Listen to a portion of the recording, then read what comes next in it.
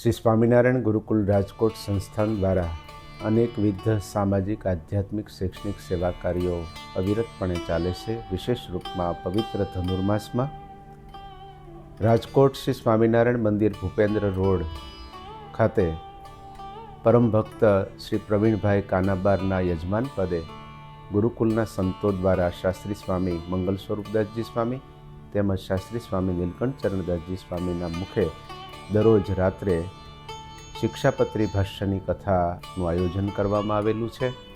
રાત્રિના 9 થી 11:30 વાગ્યા દરમિયાન આ કથાનો લાભ હજારો ભાવિક ભક્તજનો લઈ રહ્યા છે.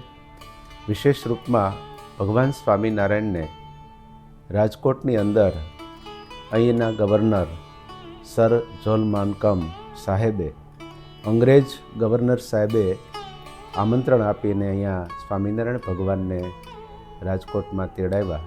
ભગવાન સ્વામિનારાયણ અત્યારનું હાલમાં જે રેલવે સ્ટેશન પાસે કિંગ કોઠી સ્થાન છે ત્યાં સ્વામિનારાયણ ભગવાનને સર માલકમ સાહેબને મળવાનું થયું.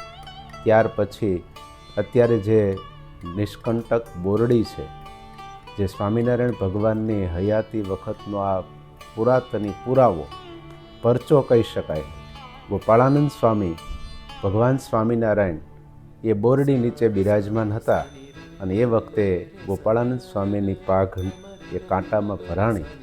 ત્યારે સ્વામીએ એની સામે દ્રષ્ટિ જોઈ અને એવું બોલ્યા કે ખુદ સર્વેશ્વર ભગવાન સ્વામિનારાયણ તમારી નીચે બેઠા અને હજી તારા કરડવાના સ્વભાવ ગયા નહીં. અને એ જ વખતે એ બોરડીના કંટક બધા ખરી ગયા. આજે પણ આ 250 વર્ષના ઇતિહાસમાં ક્યારેય પણ એ બોરડીમાં કંટક છે નહીં અને એ બોરડીએ પોતાનો કરડવાનો સ્વભાવ એક સત્પુરુષના વચને છોડ્યો. એ મુક્ત બોરડી પણ આજે હયાત પુરાવો છે. એ જગ્યાએ સ્વામિનારાયણ ભગવાને સર માલકમ સાહેબને શિક્ષાપત્રી અર્પણ કરી અને એ વખતે સહજ રીતે સ્વામિનારાયણ સંપ્રદાયનું કાર્ય ગુજરાતની ધરા ઉપર વિસ્તરેલું અને જે સંતોના યોગમાં આવેલા તેઓ દુરાચાર, પાપાચાર, ચોરી વગેરે કર્મોથી મુક્ત થઈ પવિત્ર નિર્વ્યસની જીવન જીવતા થયા. ત્યારે આવી સફળતા જનજીવનની અંદર સુધારણા કરવાની જ્યારે જોઈ ત્યારે સર માલકમ સાહેબે પૂછ્યું કે આવું તમે કઈ રીતે કરી શક્યા? ત્યારે સ્વામિનારાયણ ભગવાને એ અંગ્રેજ અમલદારને સર્વશાસ્ત્રના સારરૂપ 212 શ્લોકની આ શિક્ષાપત્રી ભગવાન સ્વામિનારાયણે સ્વહસ્તે લખેલ આ ગ્રંથ આપ્યો.